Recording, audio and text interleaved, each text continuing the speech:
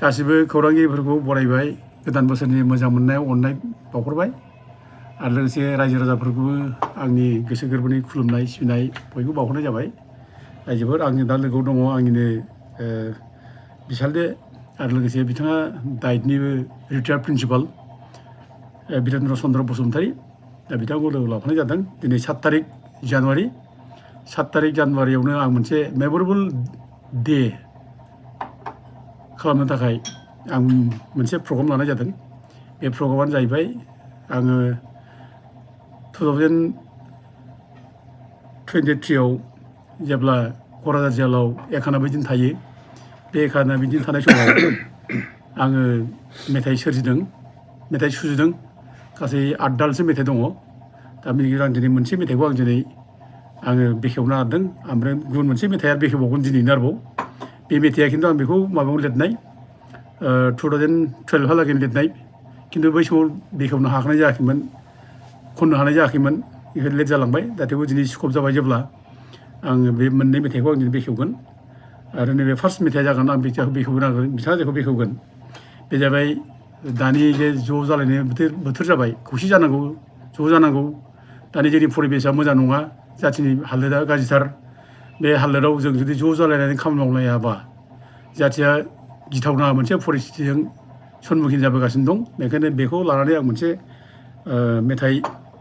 खौसेनि लिरनाय जादों आरो बिनि उनाव आं जायनाखि 2012 आव लिरनाय मेथाइ दोंसे मेथाइ बेखौ बेखेवबावगोन बिथाङानो दा बे जाहैबाय जे बर'नि जायनाखि जारिमिन जे बेफोर जिनिसा जोबोद माने गिथाव बाथाव माने बोथोरजों थांबाय दा बे गिथावना बोथोरफोरखौ लानानै आङो मेथाइ सुजुनाय जादोंमोन जेनेबा जोङो बड'फा उपेन्द्र ब्रह्म रुंसारि जानाय समनि उननिफ्रायनो BSc एकर्ड माने 1993 आव जानायनि उननिफ्राय दा जोंनि गेजेराव सानसुमा प्रेमसिं गारला गावस्रालायनाय जाबाय दा मानो बिदि जाखो दा बिनि पिक्सारखौ जों दा रायजो राजा मिथिनांगौ मानो बिदि जाखो आरो बिनि उनाव जे दिनै जोंनि गेजेराव जे सा खोला लालायनानै मोनथाम मोनब्रै लालायनानै गिलु-बालु मैहेर दावहेर जाबाय दावहा जालायबाय दा बेफोर मानि थाखाय जाखो दा बेफोरखौ जोंनि रायजो राजानो जों मिथिनांगौ ओमफ्राय लोगोसे जोंहा माने BTC सुक्ति जाना फैबाय BLTनि आन्दलननि गेजेरजों 2003 आव दा बिनि उनाव आरोबाव जोंनाव नांलाय खमलाय जाबाय बिरादनो राजनितिया गावस्रा जाबाय दा बेफोर जिनिसखौ दिनै जों बुंनो थाखाय सोरखौ बुंबावनो बुंब्लाबो दा दाय जालायगोन गोबां माने माबा जालायगोन जोंनि गेजेराव दानो दा गथिखे जोङो दिनै रायजोफ्रा बुजिथों रायजोफ्रा मिथिथों थार गुबै माने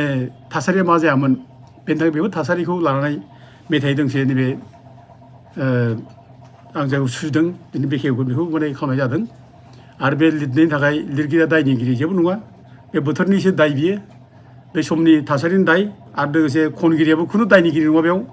खनगिरिया खुनु जेबो दाय गैया बै समनि थासारिखौ लानानैसो जाय लिरगिरिया लिरदों बेखौसो माने बेयाव खननाय जादों गथिखे खनग्रा ओमफ्राय लिरग्रा देंखो होग्रा बिसोर रावबो दायनिगिरि जाया दा आं बयबो रायजो राजाखौ खावलायो दा दिनै जोङो जानाखि जोंनि गेजेराव परिस्थिति जालांबाय बे परिस्थितिखौ जों सोरखौबा आसि थुनानै खोन्थानो हाब्लाबो जायफ्रा बे परिस्थितियाव जरित दङ बिसोरनि खोमाव हाबहैदों मिथिथों बिसोरनि खोमाव हाबनानै बिसोर लाजिनाय मोनथों बिसोरनि माने मेलेमाव हाबथों आरो बिसोरनि माने आखलखौ जाहाथे जों रेक्टिफाइ खालामनो हायो दा जों बेखौनो जों दिनै मेथाइ हिसाबै सुजुनाय जादों आरो बेखौ रायजोफ्रा दामना होनांगौ हाबा हुखा जेराव दामजोबना होनांगौ बेखौ जेब्ला दामगोन अब्ला जायफोरा माने बेफोर माने थासारियाव जरित दंमोन लोब्बा दंमोन बिसोर बेखौ खोनाब्ला लाजिगोन सुद्रायनो बाध्य जागोन ओंखायनो बयबो बे मेथाइखौ दामथों बयबो रोजाबथों आं बेनि थाखायनो खननाय समावबो जोङो मिउजिकखौबो खोब माने फक संनि मिउजिक होनाय जादों दा आङो बेखायनो दिनै बे दोंनै मेथाइखौ आं बेखेवनो थाखाय बिथां डाइटनि रिटायार्ड प्रिन्सिपाल बिरेन्द्र कुमार बसुमतारी बिथांखौ आङो बेखेवनायनि थाखाय खावलायनाय जाबाय खुलुमबाय लोगोसेयावनो प्रेस मिडिया एबा इउटिउबारफोरनिसिमबो आंनि गोसो गोरबोनि अननाय जासिबाय नंगौ हारिनि गेजेराव माबा मोनसे खौ लानानै दाङाबाजि जादोंमोन बे दाङाबाजिनि गेजेरावनो बबेखौबा मोननाय बबेखौबा खोमाना लानाय बेफोर जाथायफोरा बिथां दावराव देख्रेबनि गोसो गोरबोआव नुजाथिफैदों गोजावफैदों आरो बेफोरखौनो लानानै दिनै बिथाङा मेथाइ आखारै मेथाइनि गेजेरजों देंखो होनानै बे मेथाइखौ सोरजिनाय जादों बिथाङा गावनो लिरदों आरो गावनो देंखोबो होदों नाथाय जोंहा बिग्राय ब्रह्मआ बिथां गावनि गारांजों गोदै गारांजों बे मेथाइखौ देंखो होदों आरो बेखौनो लानानै आं दिनै बिथांनि बुंनायलाय बे मेथाइखौ आं बेखेवना होनाय जानोसै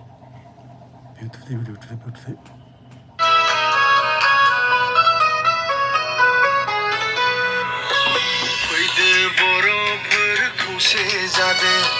फैदो बर'फोर सिगांबोदो हारिया लुबैबाय खौसेथि समा थिनबाय खौसे जानो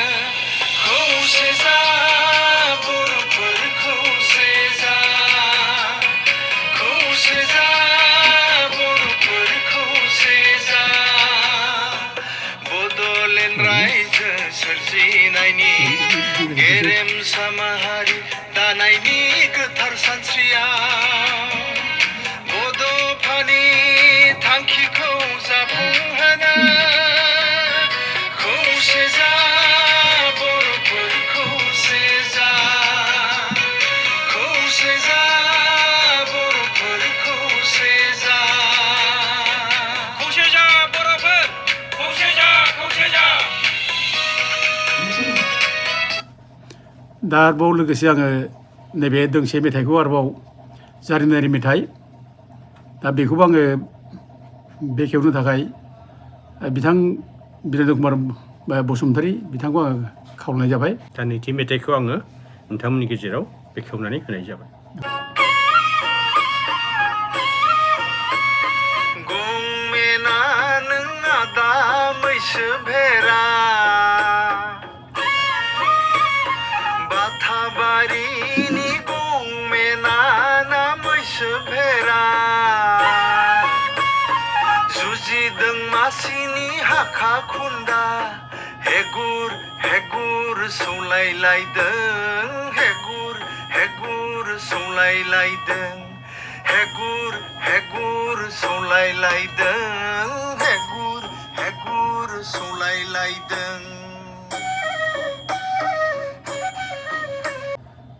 फोसावो मेथाइखौ आं बेखौनो खावलायनाय जाबाय